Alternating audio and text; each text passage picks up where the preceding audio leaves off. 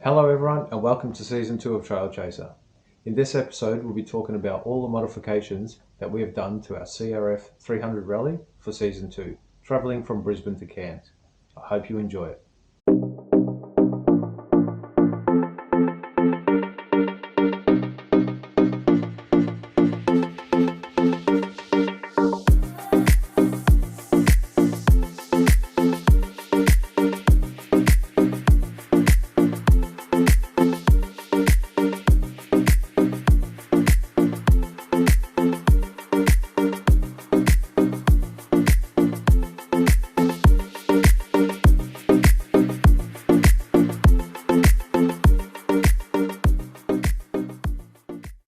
Welcome back. So a couple of things we've done is we've partnered up with Adam from Suspensions R Us and talked about all the stages of the YSS suspension upgrades that are available, including price. Another thing we've done is we've removed the stock standard bar and replaced it with Pro tapers. Gives a nice clear view through the dash. With the risers and the bars and the clamps, it's about a $200 exercise. Also, I've changed to a Dunlop 606 rear because I like the spacings between the knobbies to clear out the material and keep that good traction going. For around about $150, depending on where you shop, in my opinion, it's a great buy. So on the front, I've gone a Pirelli Scorpion. Retails for about $180, $190 depending on where you shop. Importantly about the Pirelli tyre, it removes that washed out sensation that you get when you're turning into the trails. Another thing we've done is we've put a Yoshimura RS4 muffler on the back. I was pleasantly surprised with the power change and how the bike feels just by changing the muffler. We've also removed the stock standard filter and we've gone with the uni filter. But one thing I strongly recommend you do, if you do any of these modifications with the intake or the muffler, is take your bike to get dyno tuned. It makes such a difference. So anyway, let's get stuck into the episode and let's have a chat with Adam from Suspensions R Us. Well, here we are at Suspensions R Us. I'm with Adam in Seaford, Melbourne. Adam, Hey Shane, how are you? good mate, yourself? Very well, thank you. Beautiful. Right, so here we have the options. This is the stock shock. Adam, can you guide us through it and talk about why we would, the different increments, and also, the costing of that, taking budget into consideration. Certainly. So we've got different levels of upgrades. The original Honda shock, if you sort of want to chat a little bit about the shock itself, in simple terms, very soft. That's sort of what the rider would pick up on. That's from the spring obviously being quite soft. It's also under dampened internally, which means that there's not a lot going on in terms of the hydraulics, etc. So you probably don't notice it as much riding the bike because the spring is just so soft. And also the quality of the original shock is, it's quite primitive. It's certainly more than enough of what you'd expect as a genuine equipment. It's not a slant on Honda or anything like that. It's just a genuine shock, so it's more of a basic style shock. So what's involved doing a spring change on the original shock, what to keep an eye out for, that sort of thing. So. And the pros and cons of it is very important because I know how to ride bikes. When it comes to suspension, I don't know. So from riding a bike, you think, oh, I need a stiffer spring to make it a little firmer, but that's why we have people like Adam to guide us through this. Budget is a big thing. And if people don't have the option or they're not riding, I mean, if you see season 1 of Trail Chaser, you see what we've put the bike through, and that's the advice that I've given Adam, saying this is what I need. I need something for this. But maybe they're just they're not riding a bike as hard or doing so much off trail. It's just a grass paddocks or a dirt road here and there. 100%. So it's if we could talk about that option, that'd be good. So if you jump onto our website to look at the products that we do for the CRF 300, you'll notice that we don't really sell a replacement shock spring for the original Honda shock. Don't really have one as a ready to go kit, but that's mainly not the reason why we don't someone we usually recommend not to go that route because springs these days you can pay anywhere from $200 to $250 for just a spring, an aftermarket spring. Yep. A lot of guys will be needing to pay someone like us or a professional to fit the spring, take the old one off, put the new one on. You probably might even be paying them to take the shock in and out of the bike to change the spring. That can end up costing you $350 by the time you pay for spring and labour. Yep. So that money is getting invested on the original Honda shock, which is really what we would call a semi-rebuildable. It's not really designed to be opened up, serviced, put back together. Yep. Yes, it can be done, but there are issues with it, putting gas fittings into them. It can be, you don't get that really good guarantee that it's going to hold up. And then you're still working with the more basic style of shock. When you have a look later side by side of the aftermarket shock qualities from all the little bits and pieces compared to this. That's coming back to why we usually recommend to go past doing the spring changes, mainly for those issues. It can be, it's not uncommon to spend $250, $300 on a spring, and then within 2 months your shock is leaking because you've put too much of a spring on it. And then on the contrary to that, if the spring actually, the shock holds up and it's okay, you're dramatically increasing the spring rate. Then you will notice that the shock is under dampened inside once you put a much stiffer spring on. So you're losing a lot of damping in the rear end. Not only it becomes unstable on the bike, turning it into more of a pogo stick action, I guess, if you want to look at it in simple terms, but it can also become dangerous. If a big guy, 110, 120 kilos, you put the right spring on for someone at that weight, that's substantially stiffer than this spring. Using the stock damping internally, if you hit a decent bump or semi-decent bump, it can throw you out of the seat. So it can be dangerous as well. So, and in saying that, you lose traction because your wheels unstable. It's unstable. It's not fun to ride, and that's why I think, because when you look at the aftermarket shock range and where the starting price is, it's quite comparable to what you would spend on doing a spring. It costs more for an aftermarket shock, but I think when you weigh up not just the price but the performance at the end of it, we'll touch on the aftermarket benefits, rebuildable adjustments, those sorts of things. It can be a bit better way to go, in our opinion. It's our opinion, I guess, but and for you primarily with the trips that you're doing, we can explain why we've decided to go for the shock. I want to fight the terrain. I don't want to fight the bike to go on the terrain, and that's riding the stock suspension in season one. It took its toll. It took a toll on the body at the end of the day, because I was not only fighting the terrain, but the bike it wasn't doing what it should or what I was expecting it to do, and that was because of the shock setup. Okay. What's our next step up from? So for the rears, we always highly recommend to go straight into the aftermarket shocks. There is a range as well, so you can spend more higher end budget, and there is entry level options as well. The entry level options are fantastic, definitely in our opinion a much better way to go than just doing a spring upgrade on the rear, because of what we've spoken about mainly. So our starting option would be the YSS MZ456. So MZ, anything that's Z from YSS generally is an emulsion shock. So just to brush over that quickly, emulsion is gas and oil together inside the shock.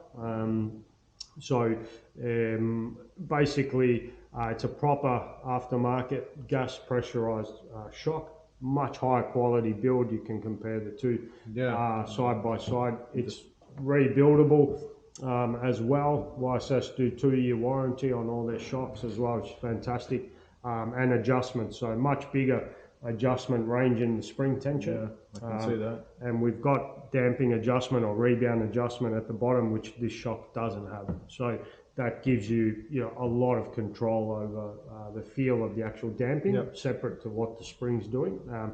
And with all our aftermarket shocks, we have spring options depending on the rider weight. There's 4 standard options or weight brackets, and then we can also do, super light and super heavy as well. So when you look at it that way, you're sort of fixing the first problem, which is the spring being too soft, but you're not encountering any other problems with under dampened, etc. It's complete. Correct. Yeah, complete assembly, rebuildable. It's not part. You're only doing partial. That's done. Correct. Yeah. And that you could just bolt straight in a bike and ready to go. Yeah, 100% ready out of the box. Adjustable as well, so you've got a lot of fine tuning availability there on offer, and we sell this for $750 at the moment, 2023. So it can be double what you might pay to do a spring change, depending who's fitting it, etc. But you're getting much more than double the benefits. Basically, you're getting a much bigger step up, and because it's rebuildable, it's there for the life of the bike. Basically, you don't have to go and buy another one down the track. Super popular upgrade for the bikes, and usually in stock, ready to go. Those things. Good. So that's good. Very, very good. And stepping up in the range, this shock here in the middle is the one we actually decided would be the better recommendation, either of those two for Shane. We settled on this one. Will be more than enough. These two shocks are the YSS G series, which are G series from YSS are always a reservoir shock. You might have a reservoir connected via a hose, which we call a remote reservoir, and then you'll have the other option is what we call a piggyback, and that's really whether it's a hose or a piggyback or fixed canister is dependent on the bike model itself. Like you'll see for the CRF 250L and the CRF 250L Rally, it's a hose mounted reservoir. Right, okay. And that's purely because there's physically no room to fit a piggyback shock in the 250s, whereas in the 300s, slight change in the bike, there's actually room to have the canister. And when the shock's fitted to the bike, the canisters, you can just see it there on the left-hand side in that little nook, which gives you access to the compression adjuster. Now, do the guys need to pull the old one off and bring it in, or just purchase that and they bolt on? Okay, great. Correct. All you're reusing from the original shock is literally the top and bottom bolt. That's it. So no reason to have it professionally fitted if you feel comfortable and capable of doing it yourself. It doesn't need to be fitted by a professional these days, but if you're not sure and you need to have it done by a professional, it's not a massive, super complicated job to do it. So pretty seamless transition. Now, another question: will that be set up for the rider's weight when they purchase it? So you'll set it up. Yeah, correct. That's good. So on our website, we've got what we use are weight brackets. So you would pick which bracket you fall into. Again, if you're not sure or you prefer to chat to someone, just give us a call, email. That's great. That's good. Social media, because what you might have two guys that are exactly the same weight, but they might be doing two different things with the bike. So why we decided to step up to the G series for Shane. Mainly, I know he's got a lot of money, and I just wanted to get some more money. No, just kidding. The first thing I asked Shane is, how much do you weigh? What do you plan to do with the bike? And then obviously he told me about the Trail Chaser series and everything, and with the rides that he's got coming up over the next couple of years. Big long trips, a lot of off-road, hours at a time on the bike. You really need to step up to something with a reservoir, mostly because it's not a case where a shock and emulsion shock can't handle it, but these shocks are more suited for that long distance sort of riding. Really harsh, unforgiving conditions, the desert, sand, that sort of thing. Your shock is working super hard. Inside these canisters, there is a rubber bladder inside, Right. and the nitrogen lives inside the rubber bladder. It's completely separate from the oil. Oh, okay. So that makes the shock a hell of a lot more stable.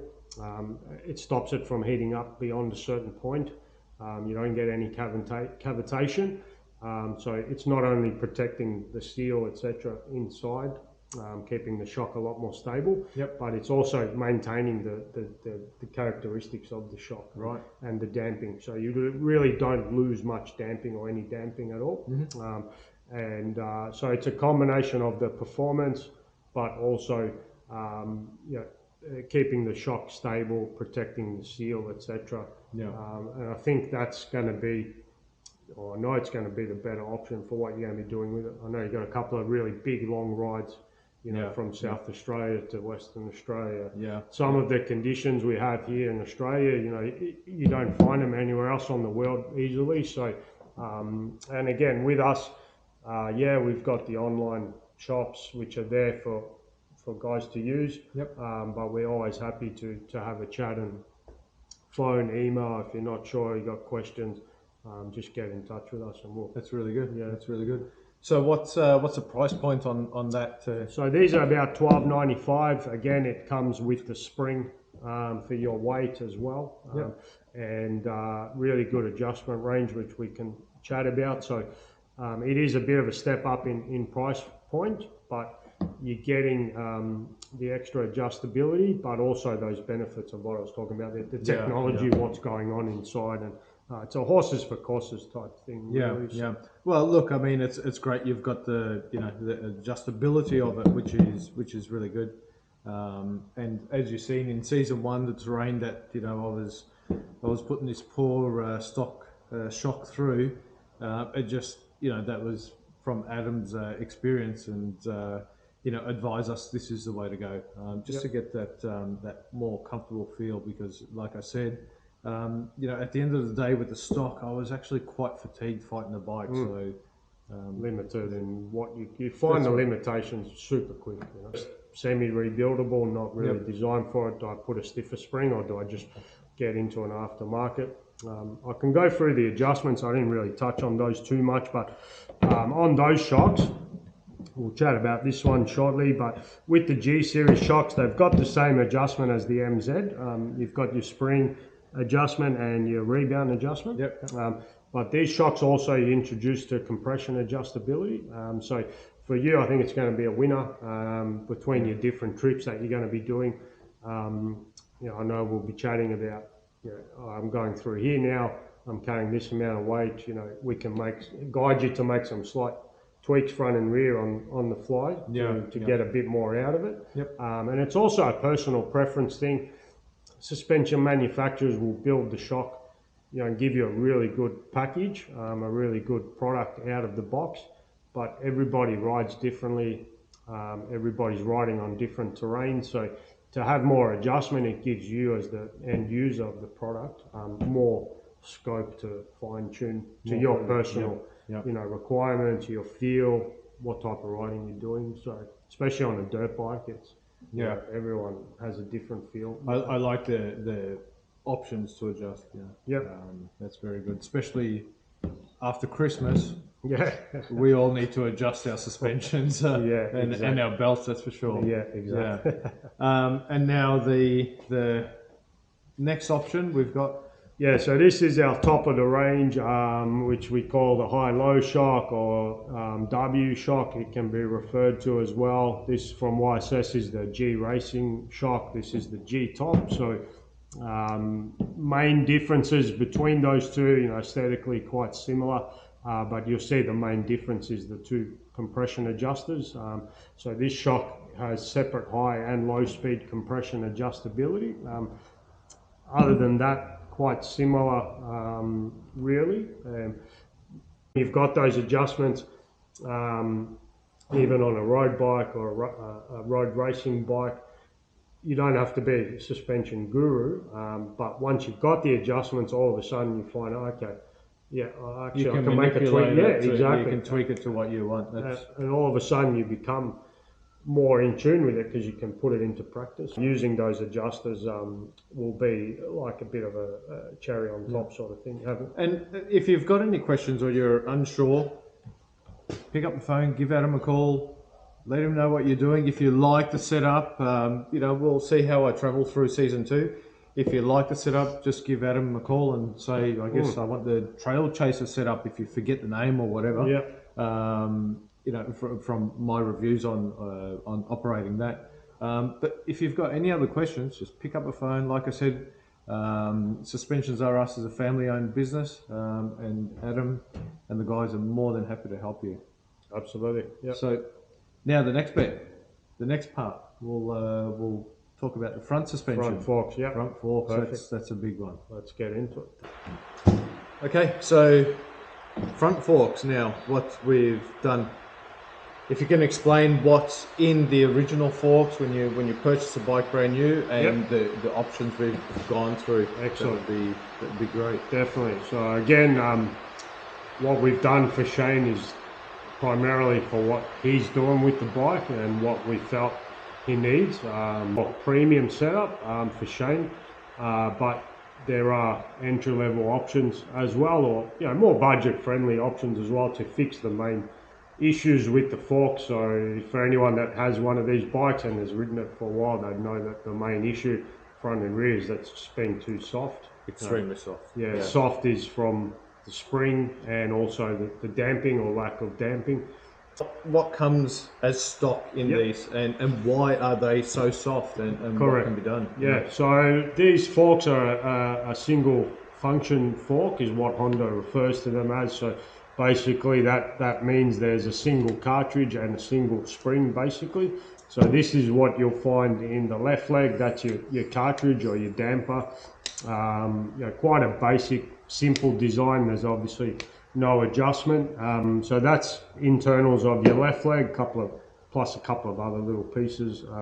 That's your main component. This is the main component of the right leg, which is basically just a spring. There's no damping. If you ever have your forks taken out of the bike, you'll notice one fork feels quite springy and firm, and the other fork just collapses. Yeah, there's no spring in the left leg. So this is all that's going on in the right leg. Its main purpose is to house the spring and keep the weight of the bike up on the front. That's captive inside the fork with a circlip. Again, no adjustment, etc. The oil inside the right leg is purely for lubrication. It doesn't serve any other purpose than stopping the forks from basically wearing and seizing and that sort of thing. So pretty simple design it is. Right, so where's our next step from getting out of this struggle with the front forks? So similar to the rear options, we do offer spring upgrade for the fork. There's more merit to doing a spring upgrade on the front. You're not sort of locked to those issues that we have with the original rear shock, where you're sort of spending money on a shock that's not quite worth it compared to the other options that you can get into. But with the forks, putting a heavier spring in the fork literally is $189 for a spring upgrade. Most of our guys can fit it themselves, or if you need to get it professionally fitted, it's not a super technical job, so it's quite cost effective. And this is literally exchanging the spring. This is a YSS fork spring. We do these in 4 different spring options, and we also have a 5th super heavy duty option, which is really just for really heavy loads. So you get your choice, or we recommend the right spring for you. So it's not just a one size fits all or 2 size fits all. So there's a bit of a range there. And you're literally taking the old Honda spring out and putting the new YSS spring in it. The main advantages of that is it's going to stiffen up the front end.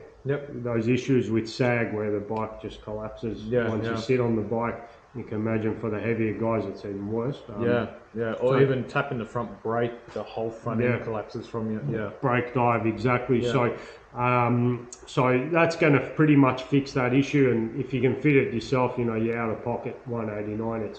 it's quite a economical upgrade to fix a lot of the problems. And is there much involved in replacing that one spring if we were, you can literally take the right leg out of the bike, so you don't even need to take the left leg out. You can literally take the right leg out of the bike, and it's quite simple there. In terms of a stage 1 style upgrade, really worth doing, but you got to keep it in perspective that it's still more of a stage 1 upgrade, but it'll definitely fix the softness of the front, a lot more feel under brakes, transform the way the front works, especially if you pair that up with like one of our entry-level shocks. It's like a whole new bike for under $1,000. That's really good. That's a good option. If budget is a big thing, that's correct. That we sell heaps of those packages for guys not wanting to or can't spend X amount of dollars on it. So that's great. And then from there, where do we step up? So if you're looking for a bit more of a step up in front end performance, when you sort of lay it all out, the options, you always usually come back to the cartridge and go, you know what, that is better value. Right. So this is our top of the range basically setup. It's the YSS Z1 cartridge, they call it. It's a fully adjustable fork cartridge. This basically replaces the full guts, full internals of both fork legs. So you're getting dual spring setup. Again, we offer these in 4 different spring or rider weight options. So we've got you covered no matter what you're planning to do with the bike. If you get stuck in the Krispy Kremes, you can always upgrade your springs. Correct. Exactly. We know all about that. So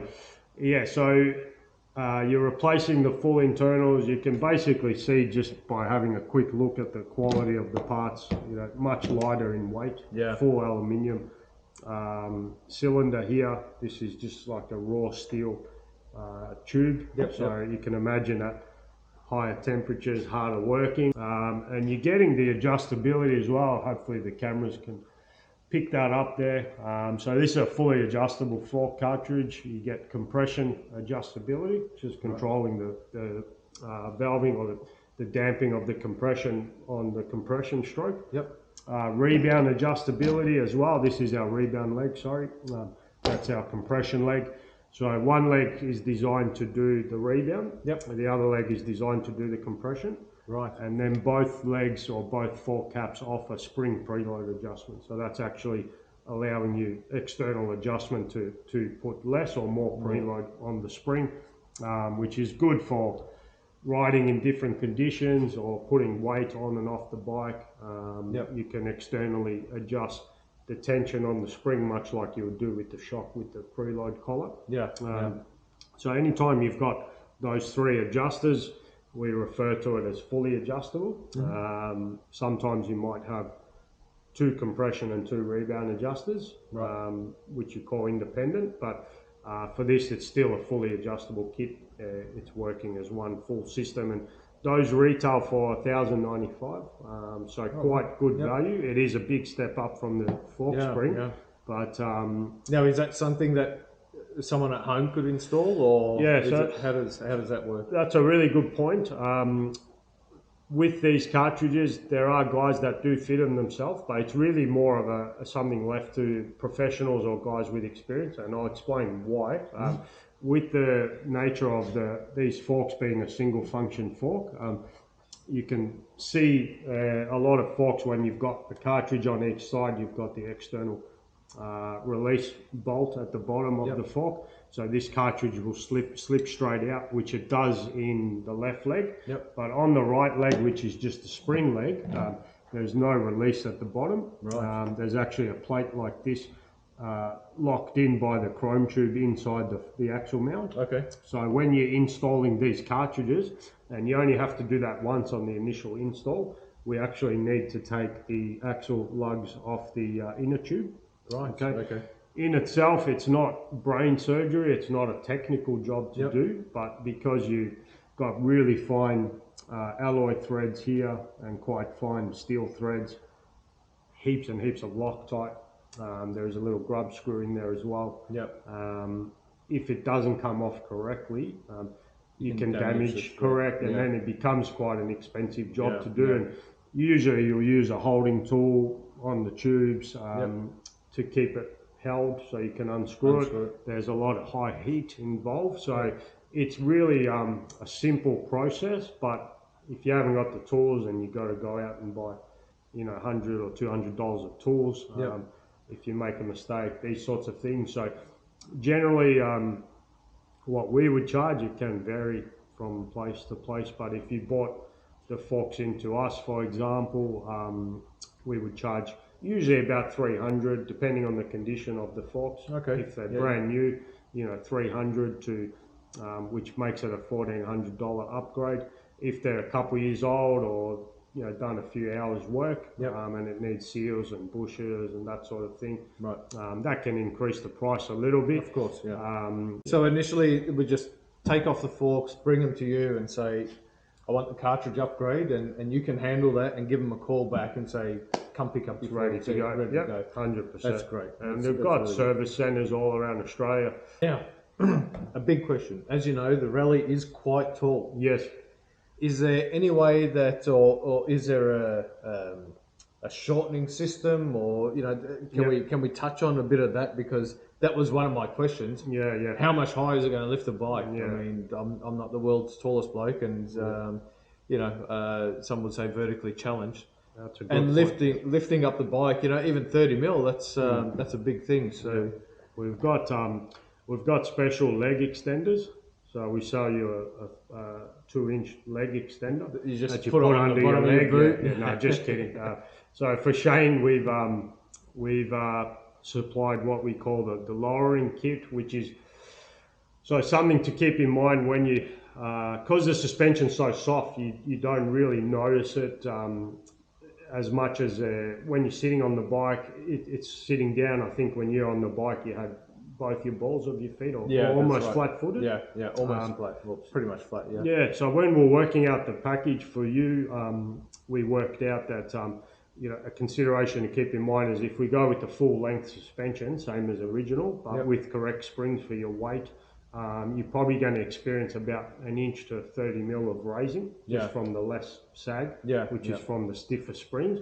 So for these, when that can be an issue, we've got the lowering options, which we call lowering, but it doesn't actually lower the bike compared to original, because you're getting the stiffer setup basically. But instead of raising it, it's raising it less basically. That's how it should be referred to. So it's less raising, which is all to do with the spring rates increasing, sag reducing. And that's a really good consideration, because we do all the products we've shown you today, we do in what we call the lowering, which for most guys around the 80 kilo, which we've set up for you about 80, 85. It's still going to raise the bike or stop it sagging, but your feet will probably end up being maybe half an inch to 15, 18 mil taller when you're sitting on the bike. That's because the suspension won't sag as much when you sit on it. Correct. But you know, I was getting a fair bit of travel. The cartridge, for example, going to the lowering cartridge, yes, you're losing about 30 mil of length in the fork. So that's really 30 mil of travel, which when you look at it, you go, hang on, I'm losing 30 mil of travel. That's not a good thing, but because it's stiffer and a much better system inside, it's not sagging anywhere near as much, even with the original suspension. And it's using the travel much better. So even though you're losing 30 on paper, you're gaining more because you haven't lost, you know, 40-50% just by sitting on the bike. And that's the same with the rear? Or? Correct, exactly the same. So the rear is a little bit different. It's still a 30 mil lowering, but the shock's only 10 mil shorter due to the 3-to-1 ratio. And now if you know, you've gone this system and you've set it up on the bike, and you sit on the bike and it's quite tall, where do you go from there? If you're running the full length aftermarket suspension, so you can. We really encourage guys to, if they're not quite sure, if they think that could be an issue for them, to get in touch with us, so we can work out the right setup for them and give them the right information. If you have you know, somehow you've got the longer suspension and it has made it too tall, there are ways of externally adjusting the suspension Oh, to that's allow good. it to drop a little bit. Okay. And because all the parts we've shown you today, they're all fully rebuildable, if we need to, we can modify the suspension internally to match the lowering spec as well. That's good. So, yeah. Okay, fantastic. Well, there you have it, guys. If you got any questions, or you need to know something, or you know, you're looking or considering the upgrade, give Adam a call at Suspensions Are Us, and you know, he'll guide you in his you know, in the best way, you know, to meet your budget and expectations, what you know, expect out of the bike. 100%. Yep. It's been a pleasure, and Likewise. we look forward to getting it on the bike. Likewise. Thank you. Thank you for watching, and I hope you've enjoyed this episode, and I hope that it's answered most of your questions. If you have any other further questions, please feel free to drop me a line, or even Adam at Suspensions Are Us. We're more than happy to help. Once again, if you've enjoyed this episode, please give me a thumbs up, and don't forget to subscribe, and we'll see you on the next episode.